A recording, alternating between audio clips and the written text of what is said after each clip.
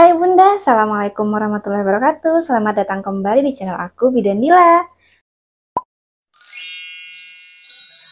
Setelah seorang ibu melahirkan, biasanya sering mendapatkan nasihat agar mengubah-ubah posisi tidur bayi yang baru ia lahirkan. Alasannya agar kepala bayi tidak peyang karena tidur terlentang terus-menerus. Nah, bahkan ada pula nih yang sampai beli bantal anti peyang agar kepala bayinya itu nggak peyang. Apakah bunda-bunda yang lagi nonton ada yang melakukan hal yang sama? Sebenarnya kepala peyang nggak hanya bisa terjadi pada kepala bagian belakang aja bunda, namun juga bisa terjadi pada sisi samping kepala bayi kita. Nah, hal ini biasanya disebabkan karena bayi terlalu lama berada pada posisi kepala miring ke kiri atau ke kanan saat tidur. Nah, penyebab kepala peyang ini ada beberapa hal. Yang pertama bisa karena kraniosinostosis. Nah, suatu keadaan medis di mana pembentukan antara tulang tengkorak kepala pada bayi terbentuk secara prematur. Nah, hal tersebut menyebabkan terjadinya ketidaknormalan pada bentuk tulang tengkorak kepala bayi bunda. Yang kedua, tulang bayi yang masih lentur. Nah, bayi terlahir dengan tulang yang lentur dan lembut. Hal ini berfungsi untuk mempermudah bayi keluar dan melewati jalan lahir, serta dapat memberikan ruang yang cukup untuk pertumbuhan dan perkembangan otaknya bunda.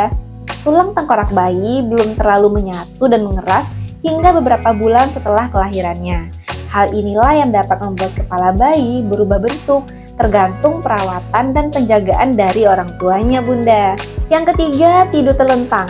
Meski baik untuk mencegah sindrom kematian mendadak, tidur terlentang yang dilakukan secara terus-menerus dapat menyebabkan perubahan bentuk pada kepala bayi. Untuk itu, sering-seringlah melakukan tummy time bunda saat anak bunda bangun untuk mengurangi frekuensi tidur terlentang pada bayi bunda. Yang keempat, prematur. Nah, bayi prematur lebih cenderung mengalami kepala peyang karena tulang tengkorak mereka jauh lebih lembut daripada bayi cukup bulan. Selain itu, bayi prematur lebih banyak menghabiskan waktu tidur terlentang karena kebutuhan medis. Misalnya nih, dirawat di inkubator dalam waktu lama atau di ruangan NICU. Kemudian penyebab yang kelima karena bayi kembar. Kepala peyang tidak hanya terjadi setelah bayi lahir, tetapi juga bisa terjadi ketika ia masih dalam kandungan bunda. Hal ini dapat terjadi jika tengkorak bayi mendapatkan tekanan dari panggul ibu atau si kembarannya. Faktanya, banyak bayi kembar yang lahir dengan beberapa area datar pada kepalanya. Kemudian penyebab yang keenam, faktor kelahiran. Nah, bayi yang lahir dengan tindakan seperti dibantu dengan vakum atau forceps karena persalinannya begitu lama ya, nggak normal alami lahir brojol gitu aja, jadi itu perlu ada alat yang menarik si bayi ini agar bayi ini bisa keluar dari jalan lahir, juga dapat mengakibatkan kepalanya peyang bunda karena tekanan pada tulang tengkoraknya pada saat alat itu dipasangkan. Selain itu, vakum atau forceps juga dapat mengakibatkan asimetris tengkorak. Kemudian penyebab yang ketujuh, otot leher yang tegang bunda. Bayi sulit untuk memutar kepalanya karena otot leher yang tegang. Kondisi ini disebut dengan tortikolis. Nah, lantaran sulit untuk memutar kepalanya, maka bayi cenderung menjaga posisi kepalanya tetap sama saat ia berbaring dan menyebabkan kepalanya peyang.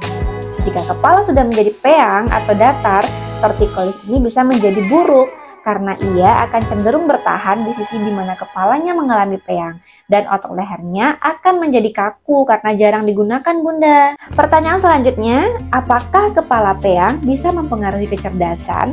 Kabar baiknya adalah kepala peyang atau plagiosepali atau sindrom kepala datar tidak akan mempengaruhi perkembangan otak atau menyebabkan kerusakan pada otak anak kita bunda.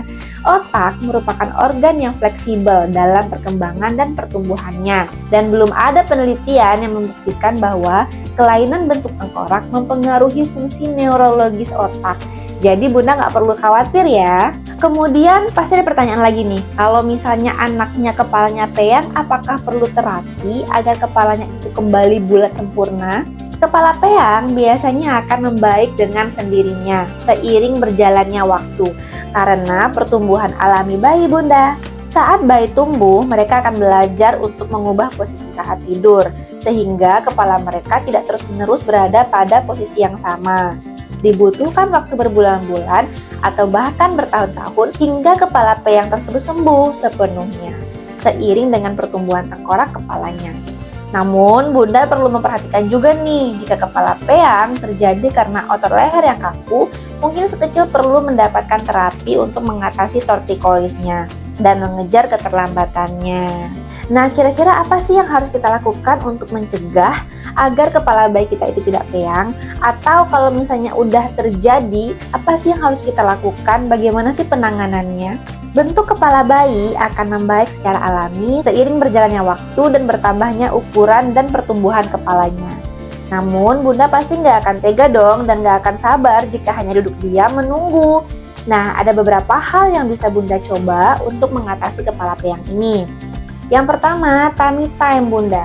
Lakukan selama kurang lebih 15 menit setiap hari dan tetap awasi bayi saat tummy time. Kemudian yang kedua, variasikan posisi tidur bayi kita Bunda. Kalau misalnya dia udah lama nih posisi tidur yang sebelah kiri, Bunda alihkan lagi ke posisi tidur yang menghadap ke kanan. Atau kalau udah lama ke kanan, Bunda coba telentangkan bayinya. Atau kalau udah agak terlalu lama juga, coba telungkupkan bayinya. Tetap diawasi tapi ya, jangan dibiarin aja. Apalagi ketika bayi ditelungkupkan, itu kan kalau misalnya kita biarin terlalu lama, takutnya kan dia susah bernafas. Jadi boleh ditelungkupkan, tapi tetap diawasi, jangan dibiarkan terlalu lama. Nanti coba lagi ganti posisinya. Kemudian yang ketiga, atur posisi saat menyusui. Nah, biasanya nih bagi bunda-bunda yang menyusuinya sambil tiduran, misalnya posisinya ke sebelah kiri. Kalau udah agak terlalu lama, tekanan pada kepala bagian kirinya kan lebih besar ya, jadi Bunda bisa putar lagi ke arah kanan gitu. Bunda pindah-pindah biar posisinya itu enggak di tempat yang sama dalam waktu yang lama. Kemudian yang keempat, gendong bayi lebih sering ya. Jadi kan tadinya kan kita tujuannya agar si bayi itu enggak dalam posisi yang sama dalam waktu yang lama. Jadi kalau misalnya bayinya udah terlalu lama telentang, Bunda bisa gendong bayinya agak beberapa saat. Nanti Bunda coba lagi taruh lagi gitu kan, untuk meminimalisir waktu tidurnya tadi yang telentang lama. Kemudian yang kelima, ubah posisi kepala bayi saat tidur. Nah, cukup sekian dulu videoku kali ini. Semoga bermanfaat. Jangan lupa like, comment, dan subscribe biar aku makin semangat lagi bikin video selanjutnya. See you on my next video. Bye-bye.